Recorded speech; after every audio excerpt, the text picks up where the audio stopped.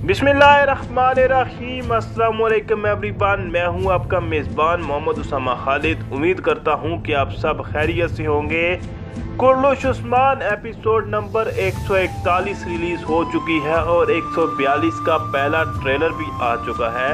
और आहिस्ता आहिस्ता उस्मान बे की कोशिशें जो हैं वो सल्तनत का जो ख्वाब है वो पूरा होता हुआ दिखाया जा रहा है कि किस तरह से वो मंजिल की जानब पहुँचे।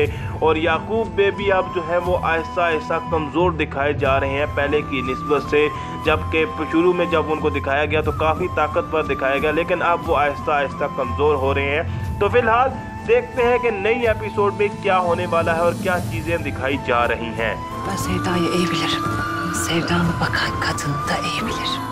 तो यहाँ पर बात करते हैं बाला खातून की। और बाला खातून ने लास्ट एपिसोड में भी अपने बेटे अलाउद्दीन बे से भी इस बारे में बात की, यानी गोंजा खातून के मामले में। और उनको भी उन्होंने जो कहा कि मुझे भी वही डर है जो आपको डर है, और यानी कि उनकी वालदा और वालिद का।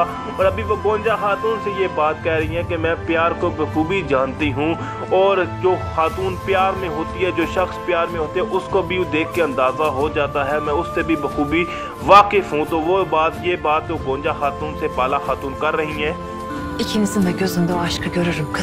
इसके बाद वो गोंजा खातून से ये बात कहेंगी कि मैं आप दोनों की आंखों में वो मोहब्बत देखती हूँ एक दूसरे के लिए।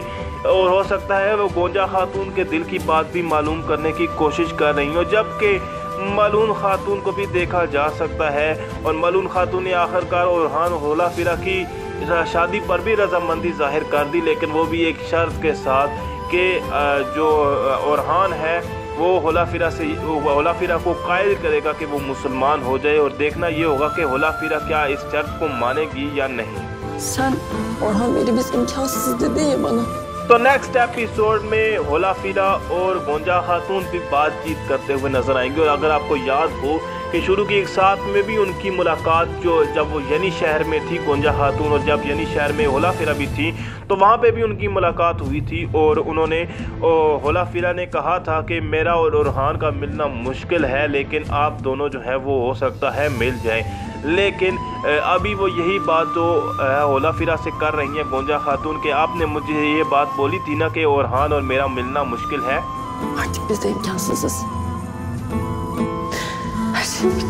उसके बाद उन्होंने कहा कि अब जो है वो यही हालत हमारी हो गई है, अब जो है मेरा और अलाउद्दीन बे का जो तमाम रिश्ते थे वो ख़त्म हो रहे हैं, और हमारा जो मिलना है अब वो नामुमकिन है, हर चीज़ ख़त्म हो चुकी है।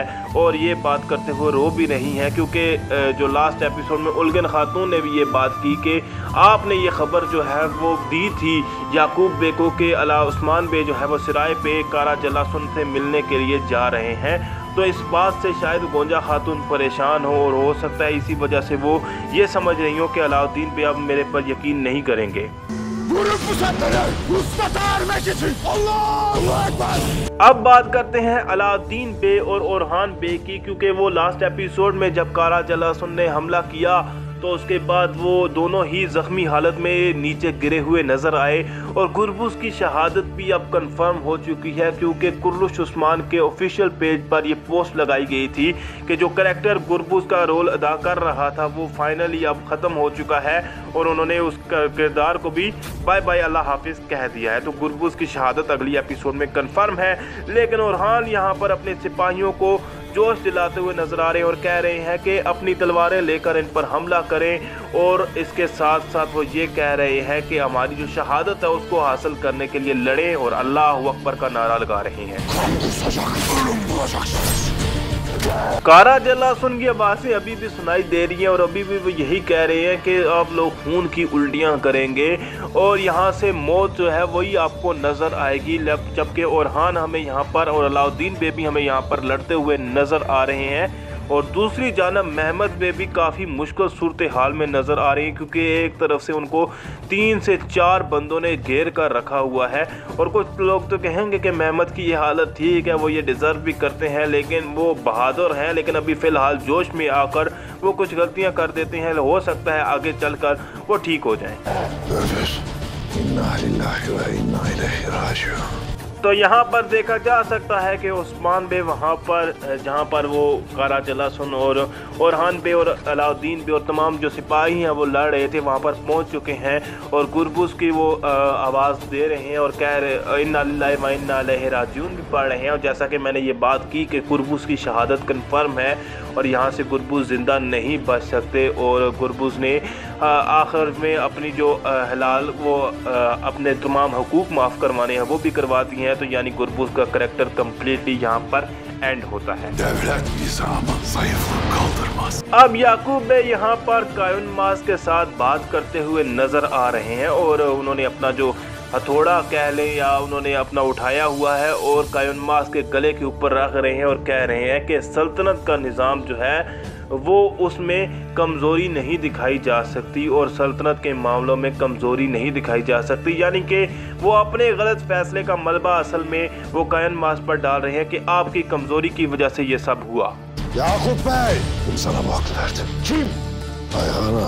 उस्ताद गेरा का भी राज फाश हो चुका है और हो सकता है कि अभी उस्मान बे को इनका मालूम ना हो कि ये जो है वो उस्ताद गेरा है, लेकिन क्योंकि अभी वो फ़िलहाल आयहान का ही नाम ले रहे हैं। लेकिन फ़िलहाल उन्होंने याकूब बे से जब वहाँ पर वो गुरबुज़ को शहीद होते हुए और तमाम जो सिपाहियों को ज़ख्मी देखेंगे तो वो सवाल कर रहे हैं याकूब बे से कि तो आपको ये आपके जहन में ये बात लाई किसने के वसीलत को देकर यहाँ से सोना ले लिया जाए। और अब वो याकूब बे उनको बता भी देंगे कि आयहान आगा जो ताजर हैं उन्होंने ये बात मेरे से की थी। अब यहाँ पर आयगान आगा के गले के ऊपर जो तलवार है वो तो दिखाई जा रही है, लेकिन मैं इस चीज़ के बारे में अभी भी कंफर्म नहीं हूँ कि आयगान आगा की जो असलियत है वो सामने आ चुकी है या नहीं, क्योंकि अभी हो सकता है कि अभी उस्मान बे को उनकी असलियत के बारे में ना पता हो कि यही आयगान आगा उस्ताद गेरा हैं और ये भी ईसाई हैं। लेकिन अभी वो फ़िलहाल जो है वो यही कह रहे हैं कि हम आपको एक उम्मत मुसलमान के माहिर ताजर के तौर पर जानते थे और आपने ये क्या कर दिया है। याकूब बे अपनी तमाम गलतियों के बावजूद, क्योंकि लास्ट 2 एपिसोड में हम याकूब बे को बहुत ज़्यादा कमज़ोर देख रहे हैं, हालांकि वो चाल चलने की कोशिश कर रहे हैं लेकिन कामयाब नहीं हो पा रहे और अभी भी वो यही कह रहे हैं कि आप बस कर दें उस्मान बे और आप मेरे ही रास्ते पर चलेंगे। और हम जानते हैं कि उस्मान बे पहले भी उनके पीछे चलने वाले नहीं थे, उन्होंने सिर्फ फतूहात और जंग के लिए उनकी बैत की थी इस शर्त पर, और अभी इन तमाम गलतियों के बाद उस्मान बे उनकी बैत में आ जाएं ऐसा तो किसी भी सूरत में मुमकिन ही नहीं है। तो यहाँ पर देखा जा सकता है कि उस्मान बे जो याकूब बे की सल्तनत है उनको बिल्कुल ही रद्द कर रहे हैं और वो यही कह रहे हैं कि आपकी बैत और आपकी सुल्तानी अब जो है वो किसी काम की नहीं है, यानी कि बस आप सिर्फ नाम के ही सुल्तान हैं। और ये बात वो तमाम सरदारान के सामने कर रहे हैं। लेकिन अभी भी सवाल ये उठता है कि उस्मान बे दीगर सरदारान को कैसे कायल करेंगे, क्योंकि जब कारासी ये बे जैसी बेलिक उनकी बैत में आएगी तो उनका जो उनकी साइड जो है वो काफ़ी स्ट्रांग हो जाएगी और उस्मान बे दीगर सरदारान को कैसे ये बात जो है वो शो करवाएंगे कि वो उनके में वो लीडरशिप क्वालिटीज़ है कि वो तमाम उम्मत मुसलमान को एक जगह पर इकट्ठा कर सके। तो ये तमाम चीज़ें भी अभी देखनी होंगी। वीडियो अच्छी लगी तो वीडियो को लाइक लाजमी करिएगा, चैनल को सब्सक्राइब करना मत भूलिएगा। मिलते हैं नई अपडेट्स के साथ बहुत जल्द, तब तक के लिए इजाज़त दीजिए। अल्लाह हाफिज़।